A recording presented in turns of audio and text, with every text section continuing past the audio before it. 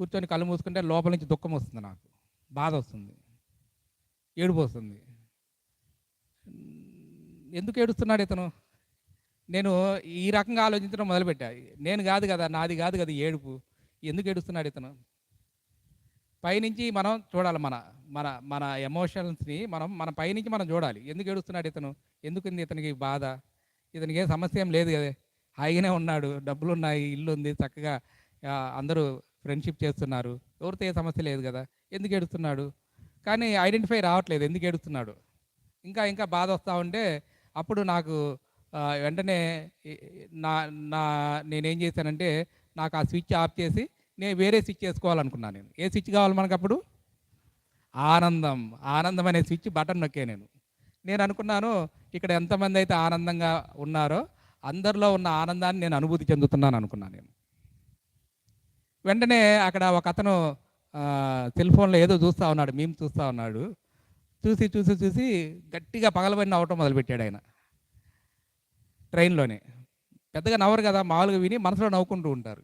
కానీ ఆయన ఏం చేశాడు, అది వాట్సాప్లో యూట్యూబ్లో అది చూసి వీడియో చూసి గట్టిగా నవ్వుతూ ఉన్నాడు, ఆపకుండా నవ్వుతూ ఉన్నాడు గట్టిగా.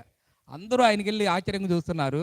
నేను ఆయన నవ్వటాన్ని చూసి నేను నవ్వుతూ ఉన్నాను, నేను ఇంత గట్టిగా నవ్వుతున్నాడు ఏందని చెప్పేసి. ఆ బాధ పోయిందా లేదా నాకు? ఎంత టైం పట్టింది? Within second. ఆ రేడియో అన్ని రకాల అన్ని స్టేషన్ల నుంచి మన దగ్గరికి వస్తాయి.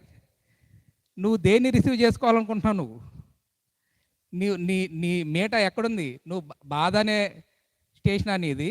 ఆనందం అనే స్టేషనా? ఆ బాధ కూడా నీ దగ్గరకు వస్తుంది. కావాలి అంటే అందరి బాధలు నీ దగ్గరకు వస్తాయి.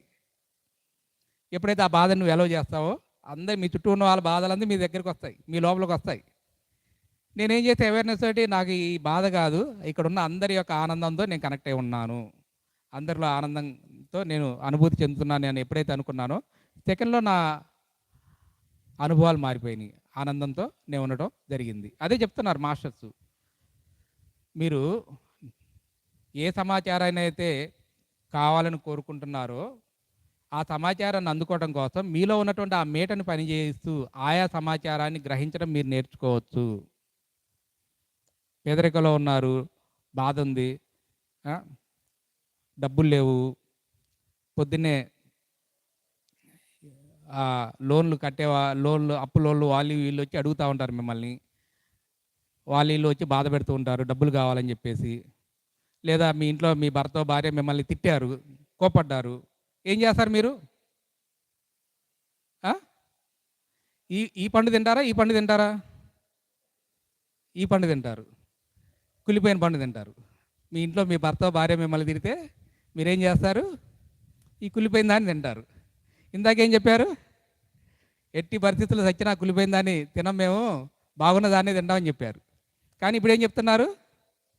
ఎవరిని అవమానిస్తే, ఎవరిని తిడితే, ఎవరిని బాధ పెడితే, ఒక నష్టం జరిగితే, ఒక కష్టం జరిగితే ఈ కుళ్ళిపోయిన వాటన్నిటిని మనం హాయిగా భోంచేసి అరిగించుకొని మనం ఆ కుళ్ళిపోయిన ఆలోచనలతోటి, కుళ్ళిపోయిన మనసుతోటి, ఆ కుళ్ళిపోయినటువంటి భావాలతోటి, ఆ కుళ్ళిపోయిన భావోద్వేగాలతోటి మనల్ని మనం కుళ్ళగొట్టుకుంటున్నాం మనం. ఇది మీకు తెలియాలనే ఆ మేడం గారిని చెప్పే, మేడం ఒక 2 ఫ్రూట్ తీసుకొచ్చి ఇవ్వన్నా, కుళ్ళిపోయిన పండు ఒకటి, మంచిగా ఉన్న మామిడి పండు ఒకటి అని. ఈ 2 మీకు గుర్తు రావాలి రేపటి నుంచి, ఈ కుళ్ళిపోయిన మామిడి పండు, మంచిగా ఉన్న మామిడి పండు. ఆ ట్రైన్లో కూర్చున్నప్పుడు నాకు వస్తుంది, బాధలు వస్తున్నాయి అందరి. నాకు ఆ తర్వాత అర్థమైంది, నేను ఆ తర్వాత ఆలోచించాను, నేను ఎందుకు బాధపడ్డాను, నేను నిజంగా నాకు తెలియాలి కదా, నా కారణం లేని బాధ నేను ఎందుకు పడ్డానంటే, అంతకుముందు ఎవరితో అయితే మాట్లాడాలనో బాధతో ఉన్న వాళ్ళందరి ఎనర్జీ కార్డ్స్ నాకు కనెక్ట్ అయి ఉన్నాయి, వాళ్ళందరి ఆలోచనలు నా ఆరాలో ఉన్నాయి. ఆ ఆలోచనలు నేను ఫీల్ అవుతూ నేను బాధపడటం జరిగింది అనేది నాకు అర్థమైంది. అది అర్థం కాకపోతే ఏం చేస్తాము? ఇది నాదే బాధ అని చెప్పి ఏడుస్తూ కూర్చుంటాం మనం. కాబట్టి నేనేం చేసా, కుళ్ళిపోయిన భావాలు కాదు నీకు, ఆ మంచి ఫ్రూట్ కూడా పక్కనే ఉంది కదా, దాన్ని ఎందుకు చూడవు నువ్వు? అవమానించారు, మిమ్మల్ని బాధ పెట్టారు, దుఃఖపెట్టారు, వస్తుంది దుఃఖం వస్తుంది. కానీ ఆ దుఃఖాన్ని ఎందుకు తీసుకుంటున్నారు? దుఃఖం తీసుకుంటే కుళ్ళిపోతారు కదా, మీకు తెలుసు కదా, మీ కోపమే మీ శత్రువు అని మీకు తెలుసు కదా, మీ బాధ మీ శరీరాన్ని నాశనం చేస్తుందని తెలుసు కదా, మీ భయం మీ శరీరంలో కొన్ని కెమికల్స్ రిలీజ్ చేసి